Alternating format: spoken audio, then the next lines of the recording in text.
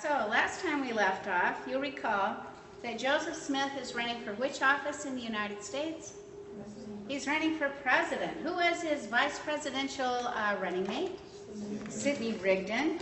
And you remember that there were some people in town that called themselves conspirators. And recall they're meeting at the home of William Law. And at the William Law home, suddenly you get two young teenagers that literally saved Joseph's life. They received a most unusual calling. Their call was to be what? Spies for the house of Israel. You know, I trust I can live that long, you know, to have a calling where you go, wow, I need a description. It's not exactly in the typical manual. So we covered them, and you'll recall that now the conspirators will choose not to leave town. In other words, they're going to stay living in Nauvoo, but their conclusion is they want to stop Joseph, but mostly they want to stop him from being president. And so their conclusion is for every kind of public notice that comes from what kind of missionaries are out there? Political missionaries. So Brigham Young's a political missionary, others that are forwarding his campaign. Suddenly their plan is we're going to have some kind of newspaper coming out of Nauvoo that counteracts all that the political missionaries are doing. So with that kind of as a background, is that all sounding pretty familiar? Good. Nobody's going, what? Okay, good. All right, so our first date. We're now coming to June 7th. And notice now we're on the last 20 days of the life of Joseph. So it's June 7th of 1844. On June 7th, the first and what turns out to be the only edition of a newspaper now printed by the conspirators. It's called the Nauvoo Expositor. Okay, notice the word expositor, if you kind of shrink it down, it means expose. Their plan is, with the Nauvoo Expositor, is to expose Joseph Smith for the man he thinks he is, to expose Mormonism, or in other words, kind of uncover Mormonism for what they think the evil is in the religion. And last but not least is to demand that the charter that makes Nauvoo a city be repealed. In other words, everything that says Nauvoo has the right to have a mayor, to have a university, to have the Nauvoo Legion, they want that all off the books. Now, the first issue of their newspaper, the Nauvoo Expositor, comes out June 7th. When it comes out on the streets of Nauvoo, the plan was, by the conspirators, it would be picked up like AP Wire today, and it would be sent throughout the nation. Well, okay, when this came out, a lot of people had a lot of things to say in Nauvoo. The newspaper is claiming horrible things against Joseph, horrible things against the religion, horrible things against the city, all of which you look and you go, oh, untrue. Okay, that's June 7th. On June 8th, Joseph Smith, who still serves as mayor of Nauvoo, calls for an emergency meeting of the city council. Now, city council consisted of all Latter-day Saint men. The head man on the council was Joseph's brother. Anybody name him? Hiram Smith. So Joseph is mayor. Hiram Smith is the main man on the city council. And on June 8th, there is an emergency meeting. In other words, it's not on anybody's calendar. Yes, I'm planning to attend, but it's an emergency meeting now called by the mayor, Joseph Smith. The purpose of the council is to try and figure out, can a newspaper like the Expositor print in Nauvoo, or is it a public nuisance? Now, you know, today we go to the newspaper, to the grocery store, and you see all kinds of newspapers about Hollywood stars, and what are they reporting? Maybe not necessarily truth. But you'd say for Nauvoo, they never had such a newspaper in town. The more they talked about the issue came down to a Bill of Rights, or kind of like you'd say a constitutional issue. The question was, which is greater, freedom of the press or freedom of religion? they will spend 7.5 hours discussing it. You realize that's longer in class. We'd all be going, what are you doing? Come on, come together with a decision, but they can't reach a decision. In other words, Joseph wants a decision that everybody is either for stopping the newspaper, or everybody says, no, let's just let them roll out and keep, putting forth their lives. Well, so you'd say it's kind of like we all got together, we sat around in a circle, and I go, okay, does everyone agree? And suddenly Pablo goes, nope. And I go, oh, all right. Okay, we're all sitting around, talk. Okay, does everybody agree? Nope. And all right, so 7.5 hours come and go. On June 9th is a Sunday. As a result, no kind of civic meeting or civil meetings will go on. Sunday, they didn't have ward houses or meeting houses in Nauvoo. So if you wanted to attend a, quote, church service, you went within kind of the shadows of the Nauvoo Temple, and the Nauvoo Temple at this point is about 1.5 stories high. It's a shell of a building. It's just dirt, on the inside. But they would come around the Nauvoo Temple, always hoping that Joseph would be the speaker. Joseph on the 9th is suffering from what he called lung fever. We'd probably say maybe swamp fever. We might say bronchitis, because some kind of strep throat. But his brother Hiram will now speak on that Sunday. So notice on June 9th, there's no official meetings, but you can probably imagine that friends are standing together saying, did they make a decision? And then, no, they haven't made a decision. On June 10th, Joseph calls another emergency meeting of the Nauvoo City Council. The question to be addressed is, what do we do about that newspaper, the Nauvoo Expositor? In other words, can we allow that newspaper on the street to continue to put forth its lies? And the question is, what should we do? This time, for 6.5 hours, they talk back and forth. And so try and imagine, for most of us, we live in such a quick society. Videos, Game Boys kind of thing.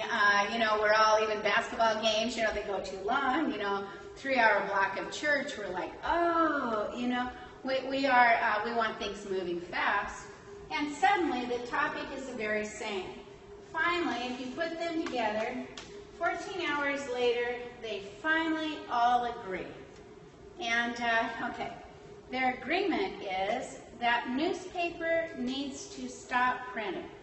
In other words, freedom of religion is bigger than freedom of the press. Okay, a sheriff will now be called in, and he will then be authorized by the city council and the mayor. Who's the mayor again? Joseph Smith. And the sheriff's name is Green. Okay, so Sheriff Green is now called in, and he will be authorized to stop the printing of the newspaper.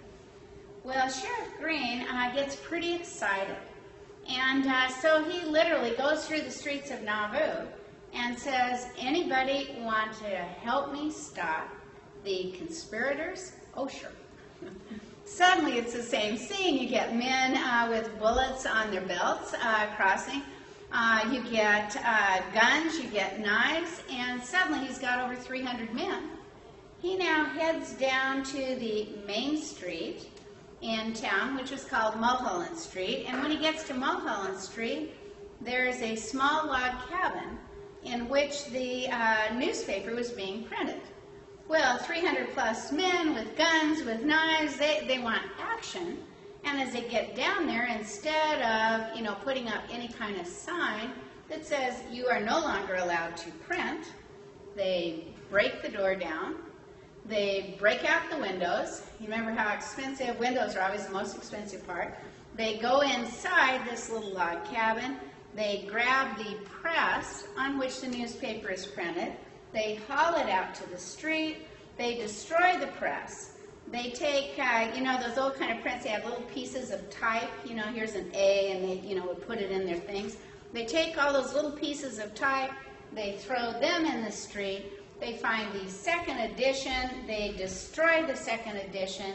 And some may say they had a really good time, and others will say they had a riotous time. Now, riots are illegal. Good time, so you would say they were told they could stop the press. They were not told they could destroy the press, destroy the little type, or destroy, parts of the building. Late at night, these 300 men now come, it's still June 10th, and they come around Joseph's house. Joseph had a porch on the second story of his house. He could hear all this noise, and he comes out on the porch, and he sees all these men with torches. And he wants to know what's going on. Suddenly he hears the voice of Sheriff Green above the crowd, and Sheriff Green now yells to Joseph, saying, "You never have to worry. The Nauvoo Expositor newspaper will never publish again." Joseph Smith now says, "Hurrah, hurrah," and he lifts his hand. He goes, "Hurrah, hurrah," 3 times for the house of Israel. He then says to all the men, "Go home." Okay. With that, we are now on June 11th. Okay, June 11th. June 11th, coming to town now, or coming to work. You know how you go home at night? And coming to work the next morning are the owners of the press and the building and, all the type. And imagine their surprise as they come to the business district of town. And as they're walking through the street of the business district, wow, here's the, A's on the ground, the B's, the C's, here's the press, and they go to their building, and suddenly the second edition of the press is gone, the windows have been punched out, the doors on the floor, and the owners now set fire to their own building. Now, okay, fire is always scary, but fire out in a farmland, it's just going to get your farm. But when fire's in a business district, like our strip kind of mall over there by Foodland, you get Foodland, well, guess what? You're going to get all the others too. And suddenly, you need to call out the fire department. The fire department in Nauvoo meant that everyone left their house with buckets. And they formed a long line down to the river. And then what would happen is you'd fill your bucket at the river, and you pass it way up the line of the people in town, and the last guy would throw it on the fire. So, and then you've got a line going the other way of empty buckets, and then you just had a constant throw it on the fire, throw it on the fire. Well, okay, the result is June 11th, the fire goes out, but what happens to those owners once they set fire to their building? They then get on horseback, and they ride 23 miles to a place called, it starts with a C. Anybody name it? Carthage. Okay. They go to a place called Carthage, and in Carthage, they go to see the county judge. And what they go to see him for is they now demand an arrest warrant be issued for Joseph Smith, Hiram Smith, for starting a riot on the streets of Nauvoo as it relates to then the destruction, as it relates to the destruction of the Nauvoo Expositor. So, and then these men are going to stay in Carthage actually until the death of Joseph. And they're going to stay there in the hotel. So they have left town, they've gone to Carthage, they've now demanded a warrant be issued against Joseph Smith. We're now on June 12th. Coming to town, coming to Nauvoo is the county sheriff, whose name is Sheriff Bettysworth. As Sheriff Bettysworth comes to town, he knows where Joseph lives. In fact, Joseph had actually married Sheriff Bettysworth and his young bride. So he knows Joseph. I don't know whether they were friends, but nevertheless, he now comes to town. When he goes to Joseph's house, Joseph's reaction when he sees him, he wants to know, well, how's the family? In other words, he remembers marrying the man. When suddenly Sheriff Bettysworth says he has come on official business. He now brings out an arrest warrant. Now, for most of us, if we were handed an arrest warrant, for me, I'd go, where's the bathroom? I'd be like, oh, I'm sick. Instantly, instantly gone. And, everybody has their own kind of reaction, but for Joseph, we know that 38 times prior to this, he's been handed some kind of arrest warrant. So it's not like it would be for us on a first time, what is this? As he's handed the arrest warrant, he's smart enough to know, read the small print. So you would say the arrest warrant looked like a Xerox form, and then you just merely fill in the blanks. So it's all kind of printed out.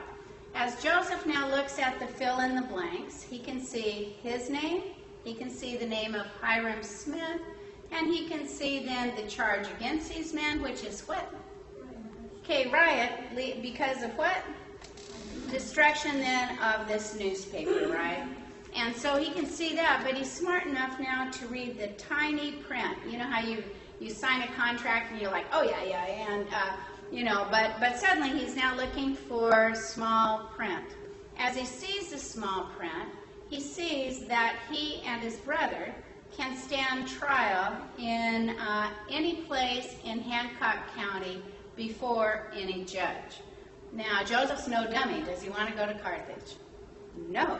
And so his conclusion is, and notice the date, June 12th, his conclusion is, oh, horrible mistake. We're blowing this thing out of proportion. He sends word down the street to a man named Aaron Johnson, who was a local justice of the peace. In other words, kind of a almost low-line judge. He's not, a district court judge or a Supreme Court judge, but he's a judge in town and a neighbor of Joseph. Joseph sends word to Aaron Johnson and says, can you hold court today? Aaron Johnson, hold court for Joseph, for the head man on the city council, Hiram Smith. He clears off his desk, everybody else wait, and basically Joseph, come on down. Well, the court scene goes like this. Joseph says, due process of law. We spent 14 hours trying to decide what about the Nauvoo expositor, Hiram Smith. It was due process of law. 14 hours trying to decide Nauvoo expositor. The entire city council testifies the same. Sheriff Green, remember that guy who, goes, oh, well, if you're going to charge anybody, charge me. He said, I had no idea I'd get 300 men, and 300 men on a small little log cabin with everybody wanting part of it, charge me, let these men go. Aaron Johnson hits the gavel, and as he hits the gavel, his conclusion is, hey, Joseph, you're a free man, Hiram's a free man. Nothing that you did led to the riot, fire, destruction of the Nauvoo expositor.